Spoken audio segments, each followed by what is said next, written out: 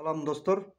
Men sizlerge hazır жаңы комуз үйрөнүп аткандар үчүн мөлмөлүм деген ырды көрсөткүм келип турат. Мөлмөлүмдү үйрөнүш үчүн мисалы мына комузга мондай самоклейкадан жармаштырып алып туруп, ля бул жерге си до деп биринчи кылга ля си до деп жазасыңар. Экинчи кылга ре ми фа деп жазасыңар. Лянын үстүндө ре, синин үстү ми, донун үстү фа болот да. Мына ушул жерден мөлмөлүндү үйрөнүп баштасаңар болот. Мисалы мындай болот мына. Ля ылдый, фа өйдө, ылдый өйдө.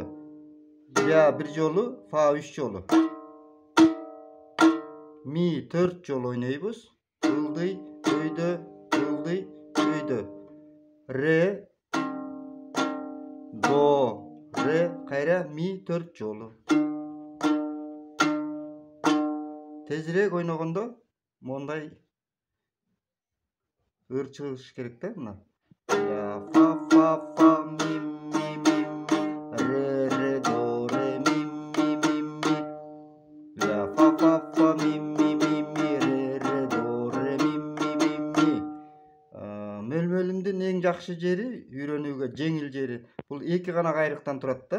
Экинчи кайрыгы си до ре ми ре до си ре до си ми ля ля ля. То есть си до ре деген тез ойнотулат. Си до ре деп тез ойнотулат да. Андан кийинкиси кадимкидей ми ре до си ре до си ми ля ля ля.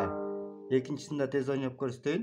Си до ре ми ре до си ре до си ми ля ля ля. Эми экөөнүн кошуп ойноп көрсөтөйүн. Ля фа фа фа ми ми ми ми ре ре до ре ми ми ми ми. Ля фа фа фа ми ми ми ми ре ре до ре ми ми ми ми. Си до ре ми ре до си ре до си ми ля ля ля. Си до ре ми ре до си ре до си ми ля ля ля. Мына достор ушуну ойноп жаттай бергиле.